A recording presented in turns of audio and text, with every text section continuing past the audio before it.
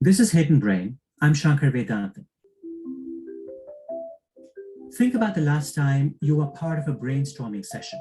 We just need to brainstorm 5 ideas. But to be safe, let's come up with 50. Let's make it 100. Maybe this was at work or at a planning meeting for a community organization. Just want to emphasize there's no bad ideas here. We're just brainstorming.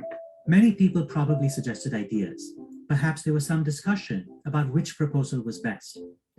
At the end, maybe everyone voted on the best idea.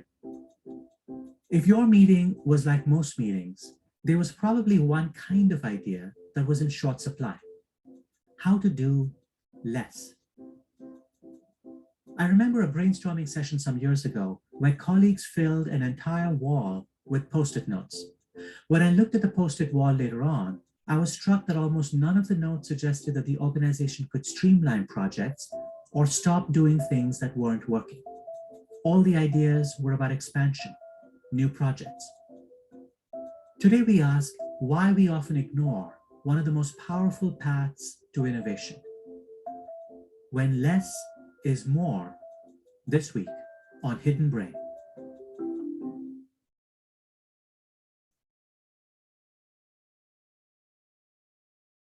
Humans are curious and inventive creatures. Give us a problem and we will come up with solutions. Usually, this is a marvelous skill. Our drive to invent new things, generate new ideas, is responsible for great breakthroughs in science, technology, and medicine. There are times, however, when our desire to come up with new solutions gets in the way of coming up with the best solutions.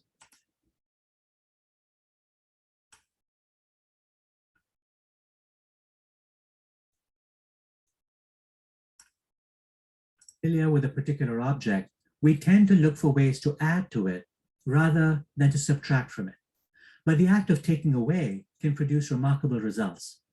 One of Leidy's favorite examples is an invention known as the Strider bike.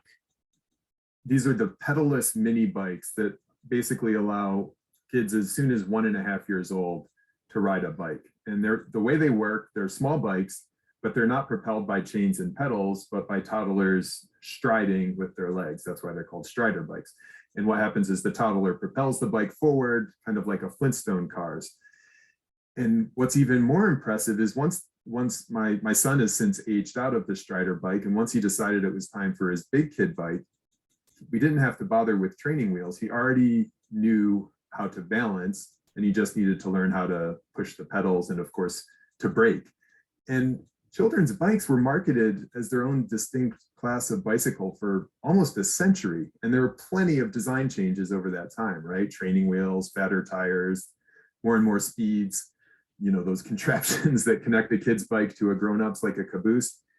And it took a really long time for somebody to have the insight of, hey, will this be better if we subtract the pedals and the drivetrain? And when they did think of it, it made these two-wheeled bikes rideable for a whole new age group and saleable to their parents.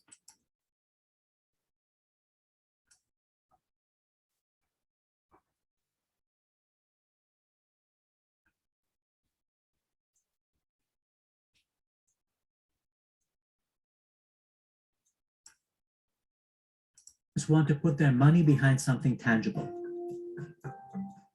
Politicians, similarly, want to be able to cut a ribbon to tout a new amenity that they're delivering for their constituents. It's hard to cut a ribbon on an empty field. These are the sorts of cultural and political forces that subtly push us to favor addition over subtraction. Across all of these examples, the problem is that subtracting is more work, it's more mental work, it's more kind of steps as we're talking about it, and there's less to show for it. And so after you do all this extra work, you have less evidence because the thing that you've done is by definition disappeared.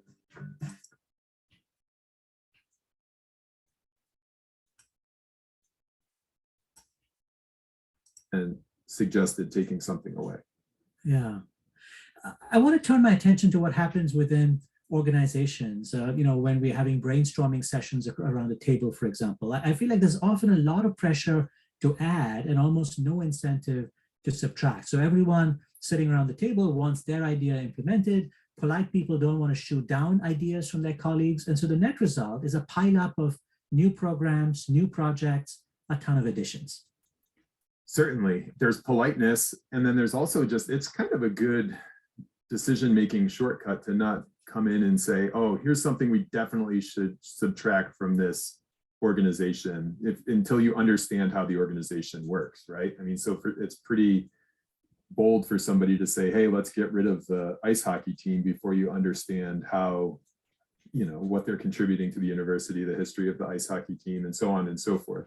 To add something, you can just say, well, this would make anything better, so let's add it to our system that I don't really understand.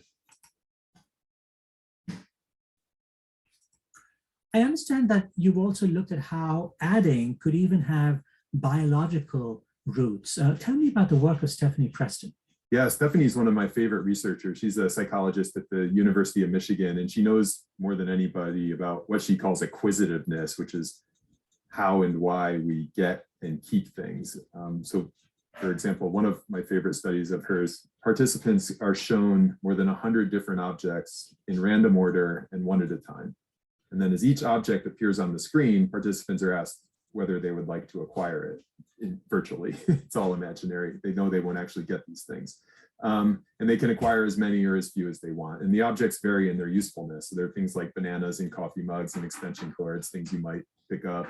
Others seem less useful, but people do still pick up, like empty 2-liter bottles, used sticky notes, outdated newspapers. And once they have made a choice about each of these 100 objects, participants are then shown everything that they've added. So if you've acquired 70 things, you're shown all 70 things together on the screen, and then you're encouraged to subtract. Then they're challenged to whittle down their collection so that it can fit into a shopping cart on the computer screen. And finally, they're asked to make it even smaller so that it can fit into one virtual paper grocery bag. So the goal is very clear. Everything needs to fit into one grocery bag or else you don't complete the task. And you're getting real-time feedback displayed on the screen of whether you've subtracted enough stuff. And a lot of participants fail to get it down to a single bag. And many don't even make it past the shopping cart. I understand there's also been research into what happens inside the brain when we engage in addition or engage in subtraction. What does that research show, like?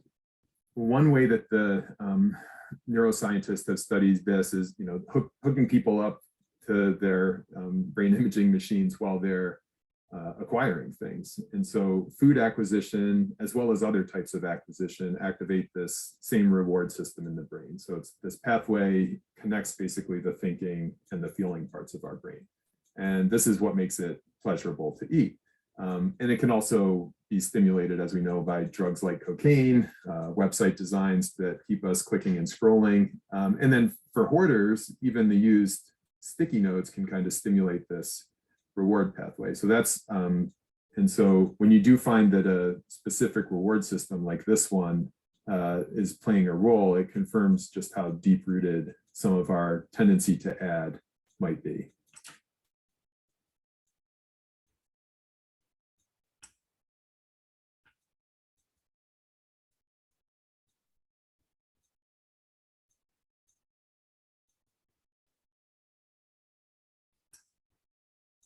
And you've also looked at artists, writers, musicians, painters, who've also thought deeply about subtraction. What have you found, like?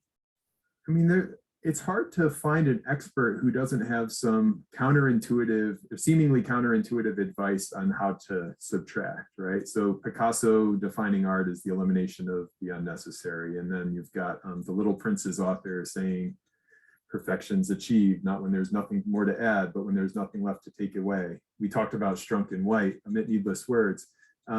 This goes way back. I mean, you've got William of Ockham of Occam's razor fame, and his quote is that it's in vain to do with more what can be done with less.